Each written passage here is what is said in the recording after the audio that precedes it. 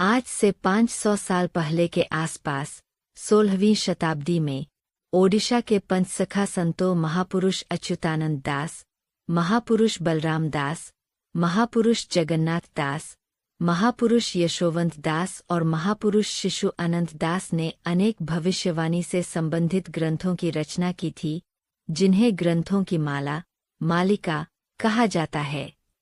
इन मालिका ग्रंथों में भविष्य में घटित होने वाली घटनाओं का विस्तृत वर्णन है, इसलिए इन्हें भविष्य मालिका भी कहा जाता है। यह ग्रंथ तार के पत्तों पर ओडिया लिपि में लिखा गया था।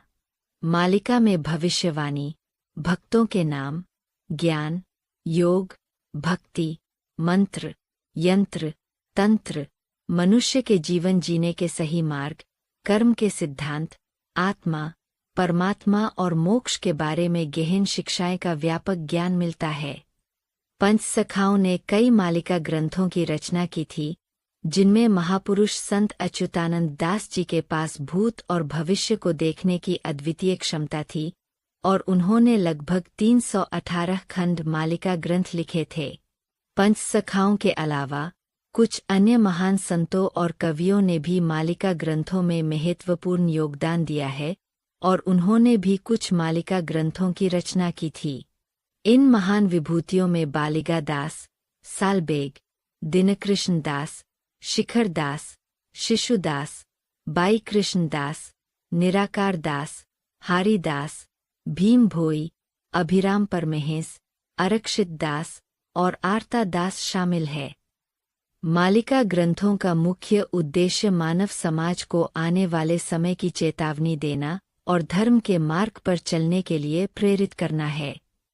इन ग्रंथों में समाज, कल की लीला, प्राकृतिक आपदाओं, युद्धों और कलयुग के अंत में होने वाले खंड प्रलय के बारे में सटीक भविष्यवाणियां की गई है।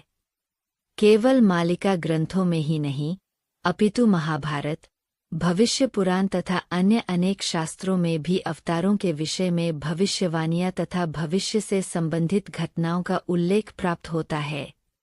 हमारे शास्त्रों में बुद्ध अवतार एवं श्री चैतन्य महाप्रभु के आगमन की भी भविष्यवाणी की गई थी। ठीक उसी प्रकार भगवान जगन्नाथ महाप्रभु की इच्छा से पंचसखा महापुरुषों ने मालिका ग्रंथों की रचना की। इन ग्रंथों की प्रत्येक वाणी आज सत्य सिद्ध हो रही है। विशेष रूप से इन महापुरुषों ने कल की लीला और इस कलयुग में घटित होने वाली घटनाओं का अत्यंत विस्तृत वर्णन प्रस्तुत किया है। पृथ्वी द्विफाल हेले होइब, पूर्व सूर्य अबा पश्चिमे जिब, पर्वत शिखरे फुटिब कईं अच्युति बचन मिथ्याने हेद, अच्युतीर बानी अटे पत्थरगार आनकरिबाकु नाही शक्ति का हार, चक्रा मरान, महापुरुष अच्युत। अर्थात यदि पृथ्वी 2 भागों में विभाजित हो जाए तो होगा, सूर्य पूर्व की बजाय पश्चिम से उदय हो सकता है, पर्वत के शिखर पर भी कमल खिल सकते हैं, पर अच्युत वचन मिथ्या नहीं हो सकता।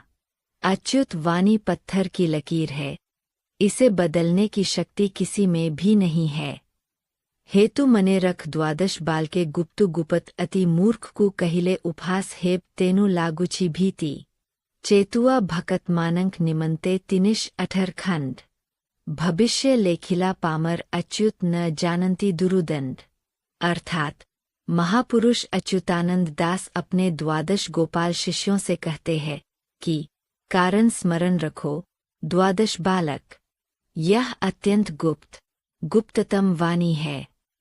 यदि इसे मूक से कहोगे तो उपहास का कारण बनेगा, आत्ह भय उत्पन्न होता है।